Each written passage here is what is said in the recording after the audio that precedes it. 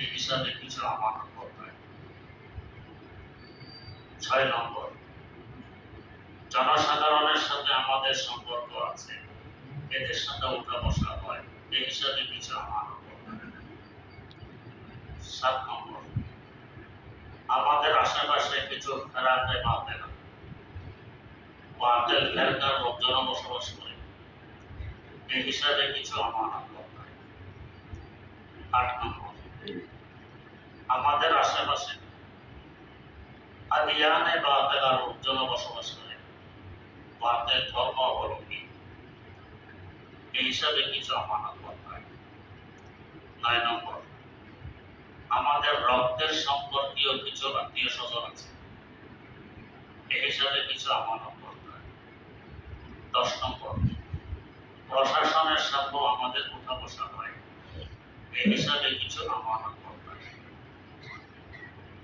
মৌলিকভাবে আমানতকে 10 ভাগে ভাগ করা যায়, বাকি সকল আমানতকে 10 ভাগের সংখ্যা বসাতে হয়। প্রত্যেকটি ভাগ নিয়ে আলোচনা তো স্বল্প পরিসরে সম্ভব নয়। এর অনেকটা আলোচনা আপনারা লিখিতভাবে পাবেন। আমার লিখিত একটি কিতাব ছাত্র শিক্ষক দায়িত্ব কর্তব্য, শিক্ষকদের সম্পর্কে যে বয়ান আছে এখানে পেয়ে যাবেন অনেক। যতটুকু সম্ভব হয় সমাজে একটু আলোচনা করছে। প্রথম নম্বর আমানত ছিল আমাদের সৃষ্টিকর্তা, আমাদের আল্লাহ রাব্বুল আলামিনের সাথে আমাদের সম্পর্ক আছে, এই হিসাবে অনেক আমানত আমাদের। সবগুলো তো বলতে পারবো না, একটি বলছি। আল্লাহ রাব্বুল আলামিনের সাথে সম্পর্ক থাকার সুবাদে প্রথম যে আমানতটি আমাদের কাঁধে আসে, সে আমানতের নাম হলো ইখলাস। আমি যে কোনো কথা বলবো, যে কোনো কাজ করব, যে কোনো সমর্থন দিব, আগে দেখবো ইখলাস আছে কি নেই। থাকলে কথাটি বলবো, কাজটি করবো, সমর্থনটি দিব। ইখলাস যদি না থাকে, এই কাজ করবো না, এই কথা বলবো না, এই সমর্থন দিব না। বড় গুরুত্বপূর্ণ এই আমানত। ইখলাস কি, এটা বোঝানো অনেক কঠিন। আল্লামা কোশাইরি রাহিমাহুল্লাহ ৫ম শতাব্দীর বড় হুজুর, তার প্রসিদ্ধতম একটি মজার কিতাব রিসালায়ে কোশাইরিয়া, আগে পাওয়া যেত না, এখন ছাপছে পাওয়া যায়। ছাপার আগে আমি ফটোকপি করে সংগ্রহ করেছিলাম, এখন ছেপেছি। রিসালায়ে কোশাইরিয়া ইমাম গাযালি রাহিমাহুল্লাহ ইহয়া উলুমিদ্দিন রিসালায়ে কোশাইরিয়া থেকে অনেক কথা তিনি এখানে নকল করেন, উদ্ধৃতি দেন। কথা কিন্তু আল্লামা কোশাইরি। তো রিসালায়ে কোশাইরিয়ার মধ্যে ইখলাসের তারিফ আর সংজ্ঞা উল্লেখ আছে। সৈয়দ তায়েফা হযরত জুনায়েদ বাগদাদী রাহিমাহুল্লাহ তাআলা থেকে তারিফটি উল্লেখ করেছেন। তারিফটি হলো আল-ইখলাসু হুয়া সিররুম বাইনাকা ওয়া বাইনা রাব্বিক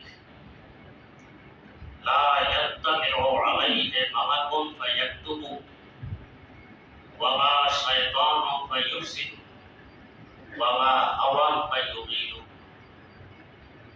ইখলাস তোমার এবং তোমার পালনকর্তার মধ্যবর্তী এমন এক গুপ্ত রহস্যের নাম। হুয়া সিররুম বাইনাকা ওয়া বাইনা রাব্বিক, যে গুপ্ত রহস্য সম্পর্কে ফেরেশতারাও অবগত নন, যে কিছু লিখবেন।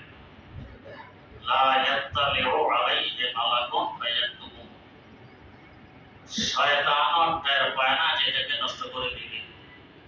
ওয়ালা শাইতানুন ফায়ুফসিদু, আমার নফস এবং প্রবৃত্তিও বুঝতে পারে না, এটাকে অন্যদিকে ঘুরিয়ে দিবে। ওয়ালা হাওয়ান ফায়ুগীলু, এটা হলো ইখলাস।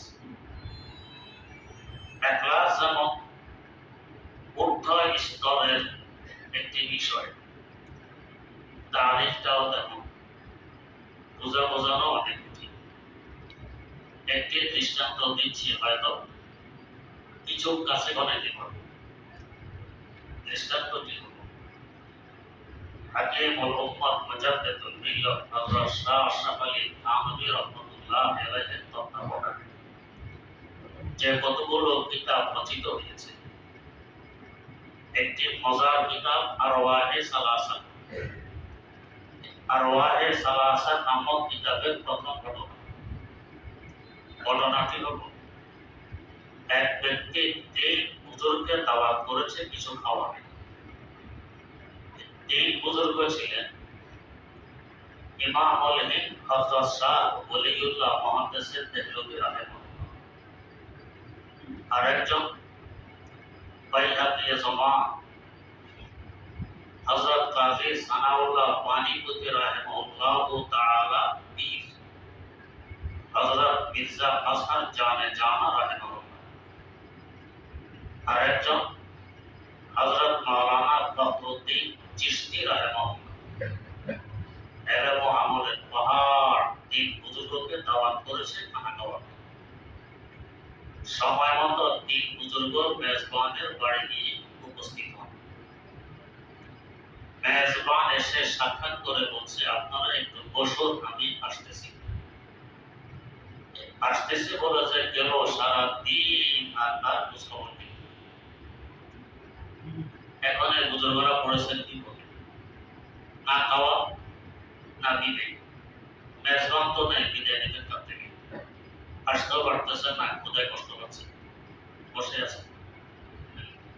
সন্ধ্যায় লোকটি ফিরে এসেছে, এসে বলতেছে, আপনাদেরকে দাওয়াত করেছি কিছু খাওয়ানোর জন্য, আমার ঘরে কোনো খাবারের ব্যবস্থা নেই, তাই বেরিয়ে পড়েছি কোনো ব্যবস্থা করা যায়নি। আমি ব্যর্থ ফিরে এসেছি, কোনো খাবারের ব্যবস্থা করতে পারিনি, অতএব আপনারা এখন বিদায় নিতে পারেন। কেমন লাগে বলেন? তার এই কথা শোনার পর হযরত মির্জা আসহার জানে জানা রাহিমাহুল্লাহ গরম হয়ে গেলেন। এখন না, আমরা দাওয়াত চেয়েছিলাম তোমার কাছে, ব্যবস্থা নেই, দাওয়াত দিতে বলেছে কে? তুমি জানো এই লোকগুলোর সময়ের মূল্য কত? সারাটা দিন তুমি নষ্ট করে দিয়েছো। খুব দমক। আর তার বিপরীত হযরত মাওলানা ফখরুদ্দিন চিশতি রাহমাতুল্লাহ আলাইহি মাফ চাইলেন, ক্ষমা চাইলেন।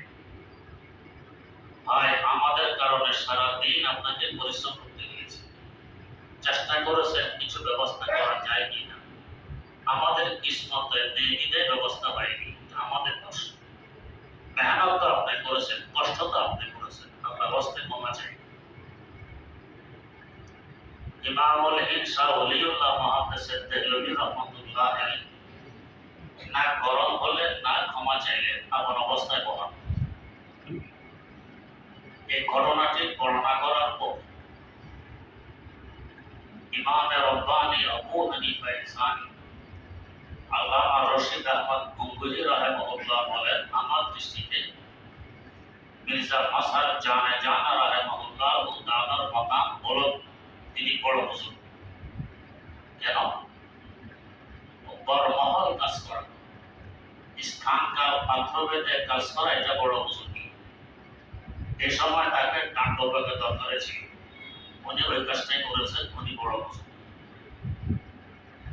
আর এই ঘটনাটি তারই সাথী দারুল উলুম দেওবন্দের প্রতিষ্ঠাতা হুজ্জাতুল ইসলাম আল্লামা কাসেম নানুতুবি রাহিমাহুল্লাহ বর্ণনা করার পর বলতেছেন, আমার দৃষ্টিতে মাওলানা ফখরুদ্দিন চিশতির কথা বলা তিনি বড় বুজুর্গ। কেন? হাদিস শরীফে তো আছে, মান তাওয়াদা লিল্লাহি রাফা'আহু, আল্লাহর হস্তে যে নিজেকে যে ছোট বানায়, বিনয়ী এখতিয়ার করে, আল্লাহ পাক তাকে বড় বানায় দেন।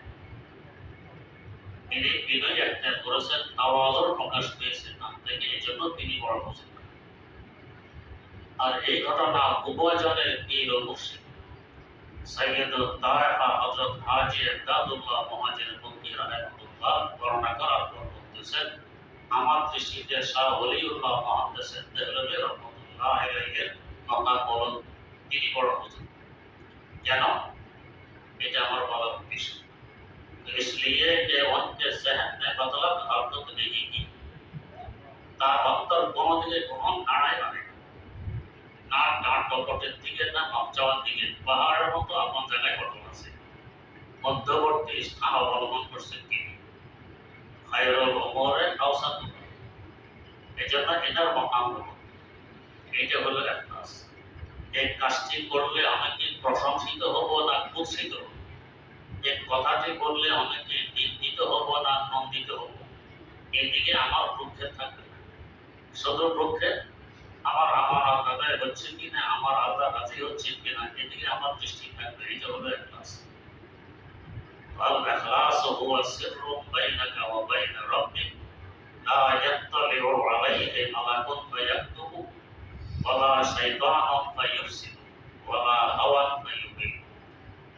প্রত্যেকটি কথা এবং কাজের আগে, সমর্থের আগে চিন্তা করে নেব আমার ইখলাস আছে কি নেই। থাকলে কথাটি বলবো, কাজটি করবো, সমর্থনটি করবো। যদি এভাবে কাজ করতে পারি, এর দ্বারা শুধু মুখলেস যে উপকৃত হয় তা নয়, ইখলাসের প্রভাব চতুর্দিকে ছড়িয়ে পড়ে, এর দ্বারা অন্যরা উপকৃত হয়। যেমন আপনারা অনেকেই পড়েছেন, এক ইহুদি সৈয়দনা আলী মুর্তজা রাদিয়াল্লাহু আনহুর সামনে হযরত রাসূল আকরাম সাল্লাল্লাহু আলাইহি ওয়াসাল্লামকে গালি দিয়ে বসে। যদি কোনো বক্তব্য শাহে দো আলম রাসূল আকরাম সাল্লাল্লাহু আলাইহি ওয়াসাল্লামকে গালি দেয়, তার জিন্দা থাকার অধিকার থাকে না। মুসলমানদের উপর দায়িত্ব বর্তায় তাকে বিদায় করে দেয়।